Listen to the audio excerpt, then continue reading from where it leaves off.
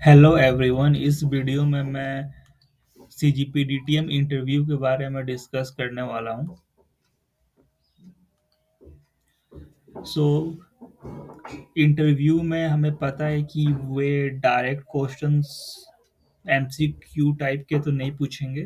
तो मैं ऐसे कुछ इम्पोर्टेंट डिस्क्रिप्टिव टाइप क्वेश्चंस लेकर आया हूं जो वो पूछ सकते हैं। जैसे वो ये क्वेश्चन पूछ सकते हैं in this way. MCQ type तो वो पूछेंगे नहीं कि what distinguish a patent from other forms of intellectual property right and how does it protect the invention. इसमें आप बता सकते हो कि सबसे पहले कि पेटेंट क्या है, फिर कैसे दूसरे इंटेलेक्चुअल आईपीआर से अलग है, और how does it protect inventions. इसमें पेटेंट के बारे में आप बता दो कि ये एक्सक्लूसिव राइट हमें देता है जो भी इन्वेंटर होता है। फिर उसके बाद right to exclude others from making, using, selling और इंपोर्टिंग, और दूसरों को वो रोकता है कि वो आपने जो इन्वेंट किया है वो उसको अपने कॉमर्शियल पर्पस के लिए यूज ना करे, और एक लिमिटेड टाइम पीरियड के लिए 20 साल के लिए आपको वो एक लीगल राइट प्रोवाइड करता है कि कोई भी आपका इंटेलेक्चुअल प्रॉपर्टी एक्सप्लॉइट ना कर सके। और इसमें आप ये भी बता सकते हो कि पेटेंट किसको दिया जाता है। तो वो कोई भी जो न्यू इन्वेंशन है वो ऑब्वियस नहीं होना चाहिए, नॉन ऑब्वियस होना चाहिए, कुछ यूजफुल होना चाहिए, कुछ इंडस्ट्रियल पर्पस होना चाहिए, कुछ नया होना चाहिए।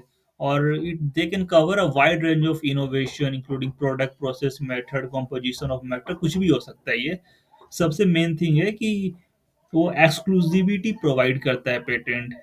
जैसे incentivize the innovation by providing inventors with proper opportunity to profit from their creation। जैसे आपने कुछ नया चीज इन्वेंट किया और आपने उस चीज आपके पास उस चीज का पेटेंट है, तो कोई इंडस्ट्रीज आपकी पेटेंट की राइट खरीद सकती है, उसके बदले में वो आपको पैसे देगी, आप इससे कमा भी सकते हो। सो यही सब चीज आपको इस क्वेश्चंस में डिस्कस करने होंगे। इंटरव्यू में ऐसे वन लाइनर क्वेश्चन तो नहीं बोल सकते। नेक्स्ट क्वेश्चन देखिए। नेक्स्ट क्वेश्चन में पूछ सकते हैं कि what are the key features of geographical indication and how do they safeguard products with unique qualities tied to their geographical origin. तो इसमें आप बता सकते हो सेम कि जीआई क्या है। तो ये कोई भी प्रोडक्ट कोई एक रीजन से आप बनाते हो तो उसको प्रोटेक्ट करने के लिए ये जीआई बनाया गया है। जैसे कोई भी एक प्रोडक्ट का अपना, अगर वो प्रोडक्ट कोई सेम रीजन में बना है तो उसका अपना एक अलग सा ऑथेंटिसिटी होगा। अगर वो राइट्स नहीं होगा तो सारे दूसरे रीजन को वो बनाने लगेंगे, और जो कंज्यूमर होंगे उनको वो क्वालिटी वाले प्रोडक्ट्स नहीं मिलेंगे, तो वो अपना रेपुटेशन खो देगा। तो geographical indication provides the quality, reputation और अदर कैरेक्टरिस्टिक ऑफ प्रोडक्ट।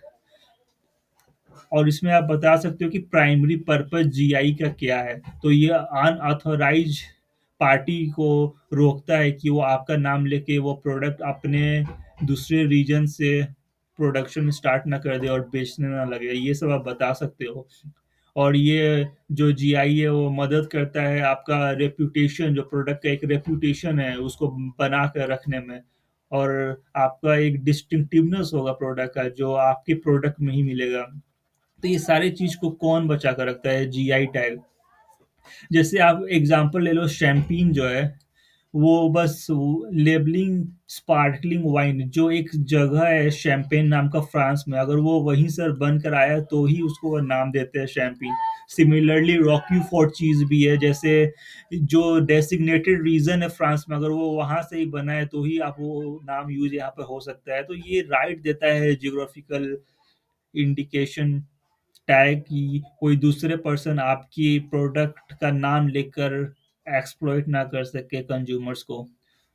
और इसमें आप ये भी बता सकते हो कि कैसे जियोग्राफिकल इंडिकेशन हमारा मदद कर रहा है कंट्री को भी। जैसे इंडिया में जैसे कोई भी अगर एक वो प्रमोट करता है रूरल डेवलपमेंट, कोई एक रूरल एरियाज में कोई किसी ने एक प्रोडक्ट बनाया, तो वो जीआई टैग उसकी मदद करेगा कि दूसरे कोई उसको एक्सप्लॉइट ना करे। तो वो ले देकर प्रोमोट रूरल डेवलपमेंट को प्रमोट करता है और बचा कर रखता है आपका जो ट्रेडिशनल नॉलेज जो होता है एक स्पेसिफिक रीजन के लिए।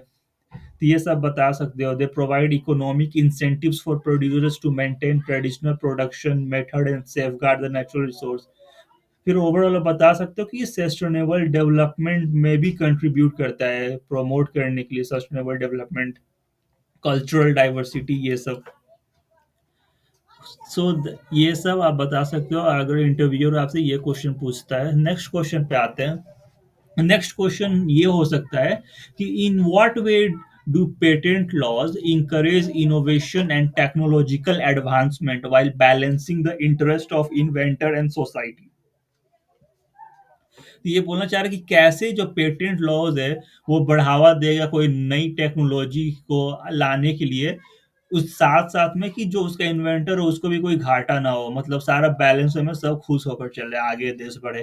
तो इसमें आप बहुत सारे पॉइंट वाइज बता सकते हो, जैसे इंसेंटिवाइजिंग इनोवेशन, मतलब कि वही पेटेंट्स के, अगर पेटेंट होना चाहिए कंट्री में जो एक्सक्लूसिव राइट्स दे इन्वेंशन का, उसके लिए जैसे 20 साल मिलता है, तो वैसे आपका प्रोडक्ट मदद करेगा सबको आगे चलने के लिए। फिर डिस्क्लोजर ऑफ इन्वेंशन, जब भी पेटेंट फाइल होता है तो जो इन्वेंटर होता है उसको अपना बताना पड़ता है कि वो इन्वेंशन कैसे किया और क्या क्या उससे मदद हो सकता है, वो पेटेंट एप्लीकेशन में बताना सकता है। तो ये जो डिस्क्लोजर होता है और वो छपता है आपका सर्कुलर्स में, तो इससे साइंस और टेक्नोलॉजी में भी एडवांसमेंट होता है, क्योंकि जो और न्यू रिसर्च साइंटिस्ट आएंगे वो पहले इस जो रिसर्च होगा उसको पढ़ ले रहेंगे, तो उसके अपॉन एग्जिस्टिंग इनोवेशन तो और उसके आगे इनोवेट करेंगे, तो इससे हमारे कंट्री का बहुत ज़्यादा ग्रोथ होगा रिसर्च एरिया में।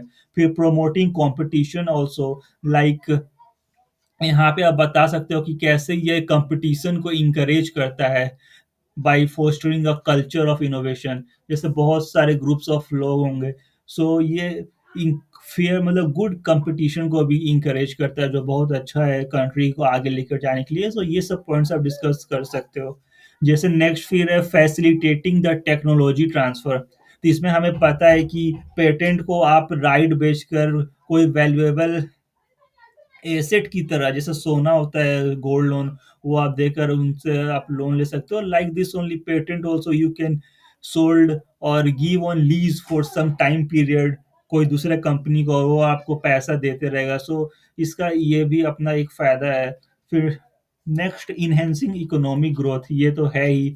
जैसे patents play a crucial role in driving economic growth by promoting innovation, जैसे पिछले क्वेश्चंस में भी मैंने बताया था कि कैसा इकोनॉमिक ग्रोथ होगा अगर इनोवेशन बढ़ेगा, टेक्नोलॉजी बढ़ेगा, फिर उसके बाद गुड फेयर कंपटीशन होगा, तो इससे क्या होगा, क्रिएट जो न्यू मार्केट भी क्रिएट होगा, नया नया टेक्नोलॉजी आएगा तो नया नया मार्केट आएगा। तो ओवरऑल जो इकोनॉमिक डेवलपमेंट है वो आपका बढ़ेगा, ज़्यादा प्रोडक्ट्स आएंगे, ज़्यादा सारे वर्ल्ड में आपके प्रोडक्ट्स आएंगे, तो ओवरऑल कंट्री इंक्रीज करता है।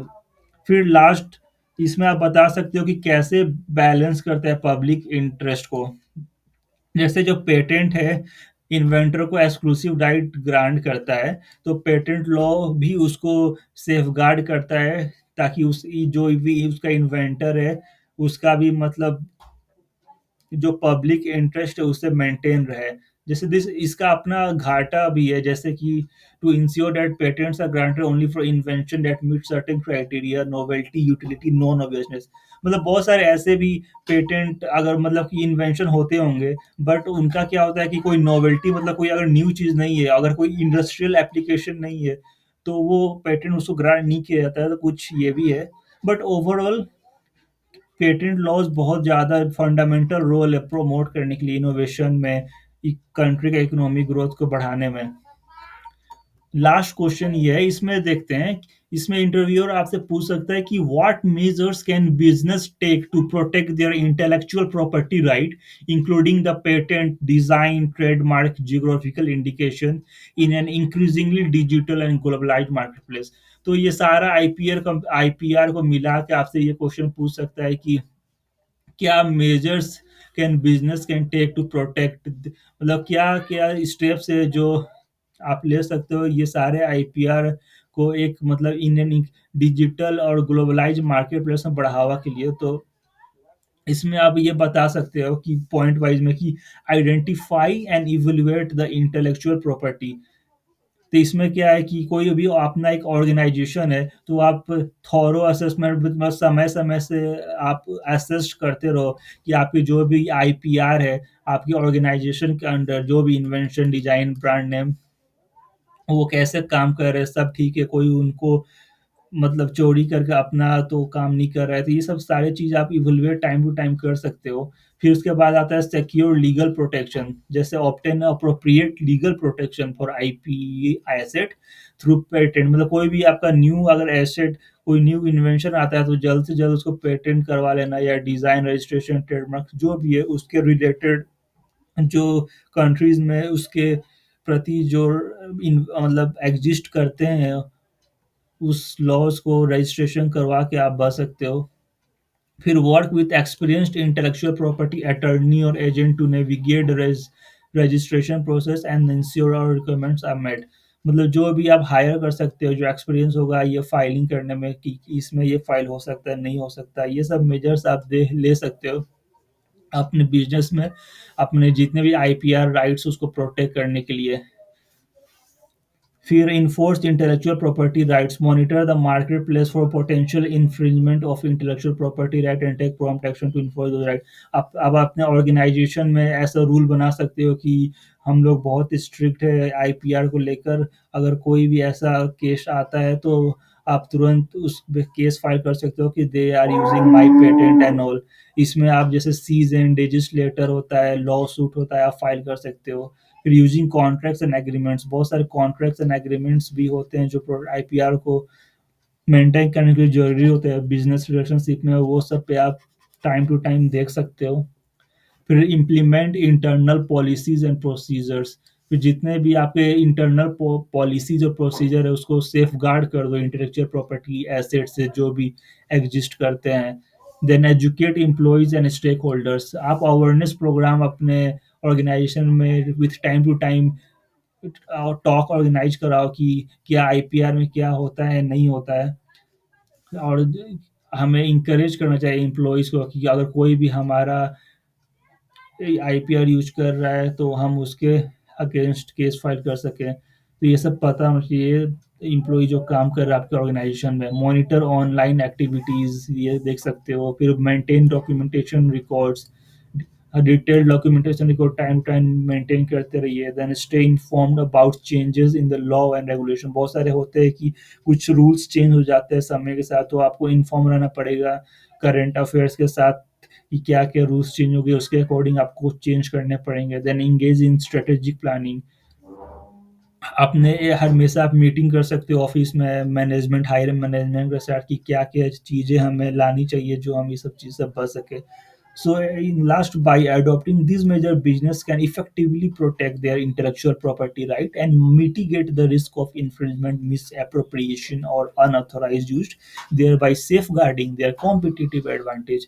तो ये मैंने इंग्लिश में यहाँ पे लिखा हुआ है, अगर आप समझ कर इसको एक बार रीड करोगे तो आपको चीज़ें समझ आ जाएँगी। तो कोई भी अगर आपसे ये क्वेश्चन पूछेगा तो पूरा पॉइंट तो आप नहीं बोल सकते हो, लेकिन आई कैन एश्योर यू कि आप मोस्ट ऑफ द पॉइंट्स इसमें से बोल सकते हो। So thank you guys in this video, और नेक्स्ट वीडियो में मैं कुछ बेसिक आईपीआर के बारे में बनाऊँगा। Thank you.